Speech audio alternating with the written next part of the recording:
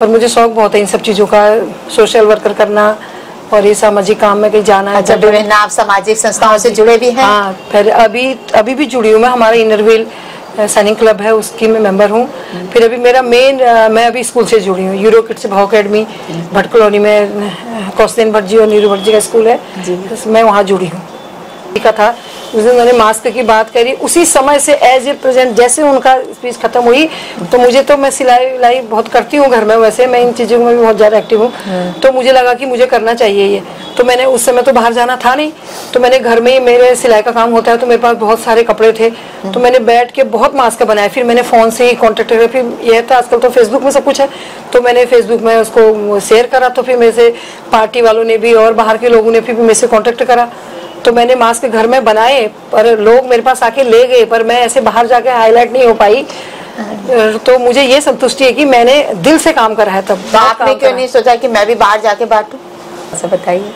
हाँ जी, मशरूम का काम तो वैसे मैं जहाँ तक समझती हूँ, हम महिलाओं के लिए क्या, जो थोड़ा सा मध्यम वर्गीय उनके लिए बहुत अच्छा काम है मशरूम का काम, क्योंकि वो बहुत कम अमाउंट में काम शुरू हो जाता है। हमने किया था यहाँ, मेरे साथ कौशलेन भट्ट जी हमारे स्कूल के जो यूरो किड्स के हैं वो डायरेक्टर, उन्होंने मैंने साथ में काम करा। 2-3 साल से हम लगातार इस काम को कर रहे हैं। बहुत अच्छा इसमें रिस्पॉन्स आया, क्योंकि उसमें हमने बहुत ज़्यादा बड़ा काम करना नहीं हो, छोटे रूम के अंदर ही वो काम हो जाता है। उसमें उसके बीज भी बन जाते हैं, उसकी खाद हम लोगों ने पंतनगर से ट्रेनिंग ली है, हम दोनों ने। तो हम तो चाहते हैं कोई हमसे इस बारे में जानकारी ले, अगर पूछना चाहता है तो हम उसको पूरी मदद करेंगे कि कैसे वो होता है। नमस्कार, मैं नीरू भल्ला और आप देख रहे हैं यूट्यूब पर समाचार सच। और जैसा कि आपको ज्ञाति है कि हमारी पहाड़ की मजबूत महिलाओं की सीरीज चल रही है, जिसमें आज हमारे साथ फिर एक नया चेहरा जुड़ चुका है और हम उनसे आपको रूबरू कराते हैं। नमस्कार मैम, समाचार सच में आपका स्वागत है। हाँ, जैसा कि मैम आपको ज्ञाति है कि हमारे समाचार सच के जो पहाड़ की महिलाओं की जो सीरीज चल रही है उसमें आप भी एक सिलेक्टेड नाम है, तो हम चाहते हैं कि आप अपने बारे में कुछ हमारे दर्शकों को बताइए। नमस्कार, मैं मंजू पाठक। तो मैम आप अपने बारे में थोड़ा सा हमें बताइए कि आपकी शिक्षा दीक्षा और कहाँ के आप रहने वाले हो, और शुरुआती दिन कहाँ से, शुरुआती आपने कहाँ से शुरू करी? हाँ जी, मेरा मायका शांतिपुरी में है, जो उधम सिंह नगर में पड़ता है, किच्छा उधम सिंह नगर। वहीं से मेरी शिक्षा हुई है, वहीं हाई स्कूल इंटर वहीं से करा है। फिर उसके बाद इंटर करते ही शादी हो गई थी, बहुत छोटी उम्र में शादी हो गई थी मेरी। तो मेरे मायके में मेरे पिताजी अभी ऊपर वाले की कृपा से अच्छे खासे हैं। मेरे 2 भाई हैं, हम 4 बहनें हैं। हमारी बहुत बड़ी फैमिली है। मेरे मायके से मेरे भाई यहीं हाइडिल में ऐसी हैं, छोटे भाई, बड़े भाई भी हाइडिल की ठेकेदारी करते हैं। तो मेरा फैमिली बैकग्राउंड मतलब मायके से बहुत बड़ा है। फिर मेरी शादी नैनीताल हो गई, नैनीताल में पाठक जी है, तो वहाँ मेरा ससुराल है। वहाँ भी जो मेरे ससुर जी थे वो भी हमारे पंडित गिरी होती ना, उसमें फेमस थे वो। हमारी धार्मिक पुस्तकालय करके नैनीताल में दुकान भी थी। अब तो सास ससुर कोई है नहीं, मेरी वहाँ भी बहुत बड़ी फैमिली है। तो अब मैं नैनीताल से हम हल्द्वानी शिफ्ट हो गए हैं। तो अब बच्चे मैम? हाँ, बच्चे मेरे 3 बच्चे हैं। बड़ा बेटा यहीं ओपन यूनिवर्सिटी में है, प्रोफेसर। बेटी की शादी हो गई है गुड़गांव में। छोटा बेटा मेरा यूएस है। अच्छा, तो मतलब इस समय आप बिल्कुल फारिग हैं? हाँ, अभी मैं तो फिर मैम अब क्या कर रहे हैं आप, या एक हाउस वाइफ ही हैं? नहीं, मैं हाउस वाइफ तो पहले भी थी, पर नैनीताल में भी मैं बहुत कुछ करती रहती थी, संस्थाओं में बहुत जुड़ी थी, थोड़ा राजनीति भी मैंने करी है। तो मैं अभी यहाँ स्कूल में जुड़ी हूँ। तो घर का माहौल कुछ ऐसा था कि आपको बाहर निकलना पड़ा, या जरूरत समझी इस तरह का कुछ? नहीं, ऐसी जरूरत तो कुछ भी नहीं थी, क्योंकि मेरे को शौक बहुत था। क्योंकि नैनीताल में भी हमारा बहुत पहले लेक सिटी वेलफेयर क्लब है, उसमें मैं जुड़ी थी, शायद फाउंडर मेंबर मैं ही थी। तो अब तो मैं वहाँ से इधर आ चुकी, तो अब वही होता है, जो है तो उसको याद करो, फिर कौन पूछता है जी। फिर वहाँ भी मैंने राजनीतिक जीवन भी मेरा वहीं से शुरू हुआ। मैंने चुनाव भी लड़ा वहाँ वार्ड का। फिर ये एज ए शौक था मुझे, कोई उसके बिना मेरा ऐसा नहीं हुआ कि मेरी उससे गृहस्थी चल रही है या मैं बच्चे पाल रही हूँ, सब हस्बैंड ही करते थे। पर मुझे शौक बहुत है इन सब चीज़ों का, सोशल वर्कर करना और ये सामाजिक काम में कहीं जाना है। अच्छा, जुड़े ना आप सामाजिक संस्थाओं से जुड़े भी हैं? हाँ, फिर अभी भी जुड़ी हूँ मैं। हमारा इनरव्हील सैनिक क्लब है, उसकी मैं मेंबर हूँ। फिर अभी मैं अभी स्कूल से जुड़ी हूँ, यूरो किड्स भाव अकेडमी भट्ट कॉलोनी में, कौशलेन भट्ट जी और नीरू भट्ट जी का स्कूल है, मैं वहाँ जुड़ी हूँ। अच्छा, इस समय अजय वहाँ पर क्या पद है आपका भाव एकेडमी में? जी हाँ, अभी मैं कोऑर्डिनेटर हूँ। हमारा एक स्कूल हमने नगला पंथनगर में भी खोला है। अच्छा। वहाँ अभी हमारा प्रॉपर 5-6 साल से स्कूल चल रहा है। तो अब यहाँ का भी स्कूल है, यहाँ भी देखते हैं, वहाँ भी देखते हैं। तो मैम फिर ये अभी घर गृहस्थी में हमें पता है ना कि हम लोग एक हिंदुस्तानी परिवार से रहे हैं, तो घर और बाहर मैनेज करना बड़ा मुश्किल होता है, कैसे करते हो आप इसे? हाँ, होता तो है। अब जब बच्चे छोटे थे नैनीताल में, छोटा नैनीताल तो बहुत छोटी सी जगह है ना जी, वहाँ काम हो जाता था। बच्चे सुबह स्कूल जाते थे तो शाम को आए, फिर बच्चों के साथ भी बहुत लगे। मेरे बच्चों ने भी अपने समय में बहुत अच्छी शिक्षा ली है। बेटी सेंट मैरी से पढ़ी है, टॉपर है, लड़के भी अच्छे हैं। मतलब उन्होंने वोकल में भी सारा है। मेरी बेटा मेरे तबला बजाता है, अभी भी यूएस में है, तो वहाँ अपनी पूरी संस्कृति उसने पूरी रखी है, वहाँ सब कुछ करता है वो। तो अब तो बच्चे बड़े हो गए हैं, अब मैं थोड़ा फ्री हूँ क्योंकि पाठक जी भी रिटायर हो गए हैं। अच्छा। तो मैं ऐसे काम करती हूँ, तो मुझे ऐसा कोई रोक टोक तो नहीं है। तो सर क्या करते हैं? सर वहाँ बैंक में थे, LIC एजेंट भी हैं। अच्छा। अब वो यहाँ हुडानी आ गए हैं। अच्छा अच्छा। तो अब थोड़ा बहुत यहाँ भी काम चलता है। काम चलता रहता है। तो हमने सुना है कि आपने हमारा एक बड़ा बुरा समय आया 2020 और 21 में, कोरोना काल का। हाँ जी। उस समय आपने घर में बैठ के, जब लोग एकदम घर में बंद हो गए, तो आपने भी कहा कुछ, तो ये सोच कैसे आई कि मैं भी कुछ करूं? मैंने मास्क सिल के, आपने मास्क सिले, हालांकि बहुत आप हाईलाइट नहीं हुए इस चीज के लिए, तो लेकिन हमने सुना है कि आपने मास्क बना के बहुत ही मतलब ज्यादा मात्रा में बना के लोगों को बांटे भी हैं। हाँ जी हाँ, ये तो खैर एक बहुत अच्छा सोचे कि कोरोना तो बहुत बुरा समय आया था उस समय, पर पहला एक जो सबसे पहला उद्बोधन हमारे मोदी जी का था, उस दिन उन्होंने मास्क की बात करी। उसी समय से एज ए प्रेजेंट जैसे उनका स्पीच खत्म हुई, तो मुझे तो, मैं सिलाई विलाई बहुत करती हूँ घर में, वैसे मैं इन चीज़ों में भी बहुत ज़्यादा एक्टिव हूँ, तो मुझे लगा कि मुझे करना चाहिए ये। तो मैंने उस समय तो बाहर जाना था नहीं, तो मैंने घर में ही, मेरे सिलाई का काम होता है, तो मेरे पास बहुत सारे कपड़े थे, तो मैंने बैठ के बहुत मास्क बनाए। फिर मैंने फ़ोन से ही कॉन्टेक्ट किया, फिर यह था आजकल तो फेसबुक में सब कुछ है, तो मैंने फेसबुक में उसको शेयर करा, तो फिर मेरे से पार्टी वालों ने भी और बाहर के लोगों ने फिर मेरे से कांटेक्ट करा, तो मैंने मास्क घर में बनाए, पर लोग मेरे पास आके ले गए, पर मैं ऐसे बाहर जाके हाईलाइट नहीं हो पाई। तो मुझे ये संतुष्टि है कि मैंने दिल से काम करा है। तब तो आपने क्यों नहीं सोचा कि मैं भी बाहर जाके बांटूं? नहीं, फिर उस समय ये हुआ कि कोरोना हो रहा है, चलो तुमने क्या करना है, बाहर जाके घर में ही रहो। फिर पाठक जी की थोड़ा सी सोच भी ऐसी, नहीं निकलना है बाहर। बच्चे भी रोकते थे, मम्मी आपको कोई जरूरी है बाहर जाके करना, आप घर ही में करो। फिर मुझे नहीं लगता था कि मतलब बाहर से लोग इतना हाईलाइट हो जाएंगे बांट के, और मैं अंदर हूँ तो मेरी कोई वैल्यू नहीं होगी। तो ये जो सम्मान जो मिलता है, जो हल्द्वानी में लोकल जो सम्मान मिला है, ये भी लोगों ने यही देखा ना कि इसको लेडी जाके पुलिस वालों को चाय दे रही है, या किसी ने आके चौराहे में मास्क बांट दिए, वो सबके आंखों में आ गए, उनको हाईलाइट हो गए। तो मुझे ये नहीं कि मुझे सम्मान नहीं मिला, मैं इससे, मेरे को इतना वो नहीं है, मुझे ऊपर वाला सम्मान देगा ऐसा नहीं, मेरे को दिया भी है, जिसने देने वालों ने दिया भी है। तो किसी संस्था ने आपको सम्मानित नहीं किया? ऐसे तो नहीं दिया। एक बार मुझे वहाँ भवाली में जो नेगी जी है, उन्होंने बुला के वहाँ से सम्मान दिया मुझे। यूपी के जो हमारे विधायक थे, वो क्या नाम, शुक्ला जी, क्या नाम उनका, चलिए, रविशंकर शुक्ला जी, उनका, उन्होंने फेसबुक में ही देखा होगा, उनके PRO जो है उत्तराखंड के हैं, तो उन्होंने वहाँ से मुझे फेसबुक के जरिए उनका सम्मान वहाँ से आया था।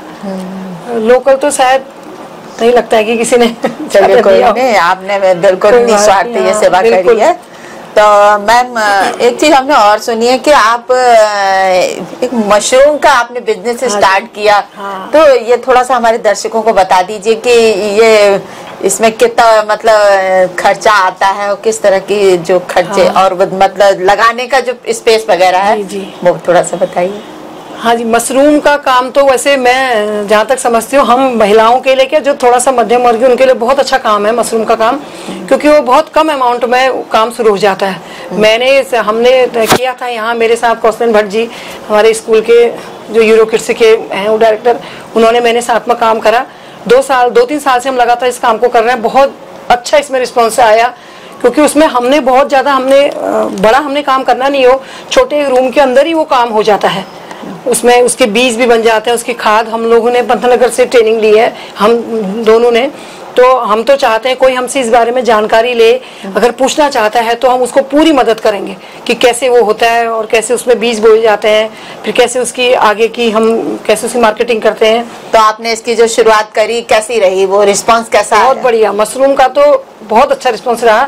अभी भी मैं जिसको मशरूम देती हूँ सभी कहते हैं मैम आपके मशरूम बहुत अच्छे हैं, क्योंकि मैं आप रोज मेरी फेसबुक पोस्ट देखते होंगे हमारी, हम जैसे तोड़ते थे उसी समय पैकेट में डालते हैं। जो मार्केट में मशरूम आती है वो आप देखते होंगे पैकेट में बंद है, क्योंकि मैं भी इस चीज को कर चुकी हूँ। तो हम बिल्कुल प्रैक्टिकल बता रहे हैं कि हम लोग फ्रिज में लाके रख देंगे तो हम उसमें कहते हैं कि 1 हफ्ते का इसमें चांस है कि खराब नहीं होंगी।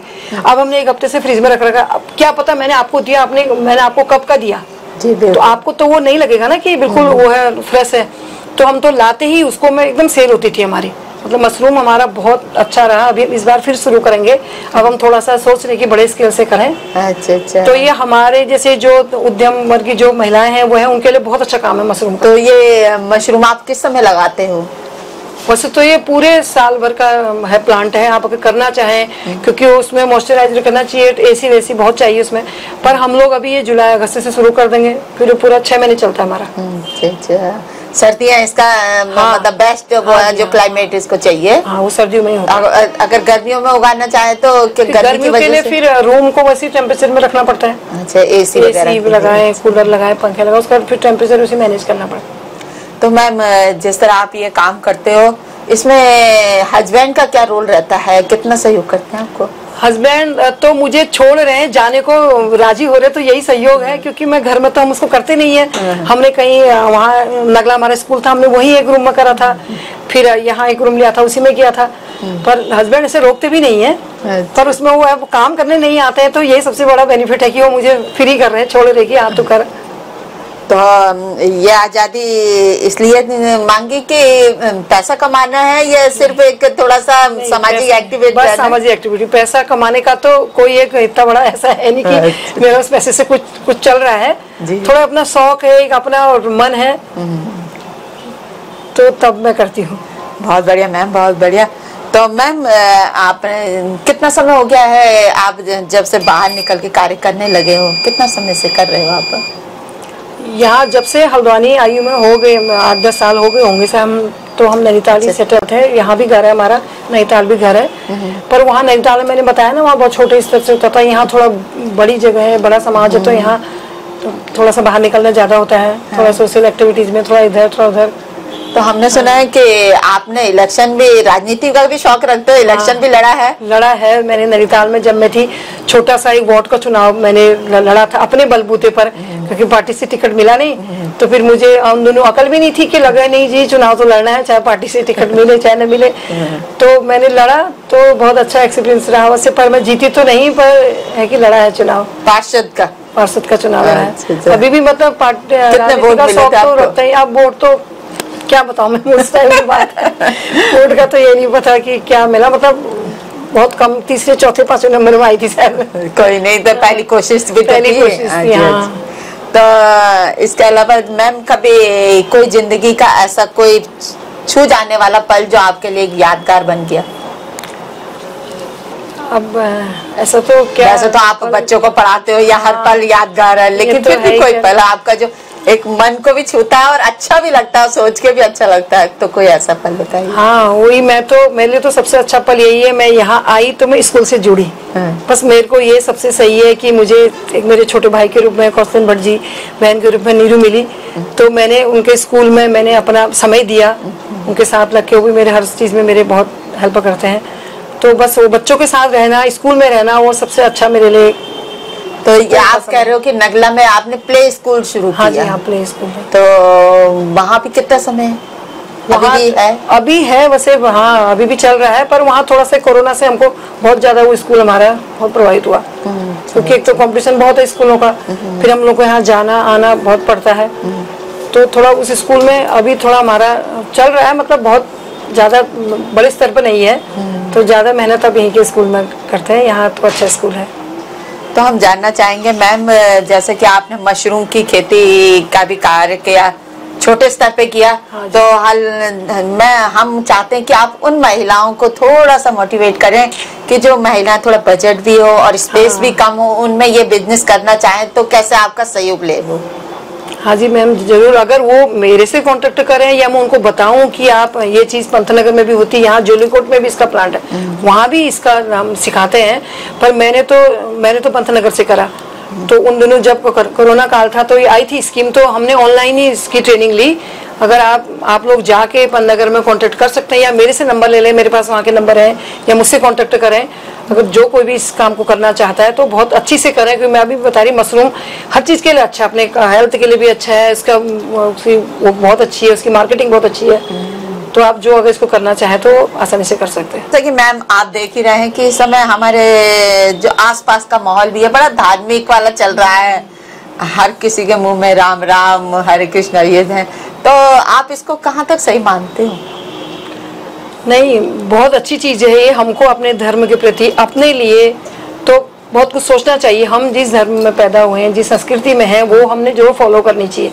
क्योंकि मेरा तो मायके से भी बहुत ज़्यादा हम लोग पूजा पाठ वाले जो बोलते हैं वो है। मेरे तो जो मेरे जो मायके ससुराल में, मेरे ससुर जी खुद वो पुरोहित रहे हैं, तो बहुत ज़्यादा उसका प्रभाव शायद बच्चों में या न पड़ता है। मेरे हस्बैंड भी बहुत पूजा पाठ करते हैं, मेरा बेटा छोटा, हम लोग दिवाली के दिन हमारा तबला हारमोनियम सब लगा रहता है, हम बहुत कीर्तन भजन करते हैं। मैं खुद सुंदरकांड पढ़ती हूँ पूरा, हम लोग सुंदरकांड की हमने किटी कर रखी है, तो उसमें सुंदरकांड करते हैं, कीर्तन भजन भी मैं बहुत करती हूँ।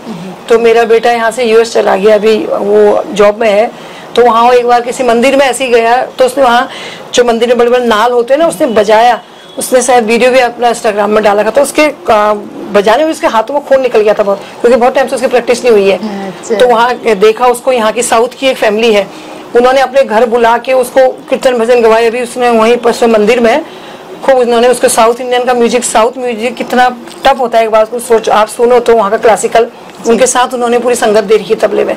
तो वो यूएस में रह के भी वो बहुत कुछ ये चीज़ें करता है। तो हमको बड़ी खुशी है कि हमारे बेटे ने हमारी जो संस्कृति है वहाँ भी जिंदा रखी है। वो मंदिर में बहुत जाता है वहाँ, ये तो बच्चे यहाँ से क्या करते हैं, यूएस जाते हैं, वो सब चीज़ छोड़ देते हैं, पर उस पर है हम, ये हमारे संस्कार ही हैं जो हमने अपने बेटे को दिए हैं। बहुत बढ़िया मैम, तो धन्यवाद मैम। तो देखा आपने कि आज हमारे साथ मंजू पाठक जी जुड़ी हुई थी, फिर इसी तरह हम आगे भी एक नए चेहरे के साथ आपके साथ उपस्थित होंगे। धन्यवाद।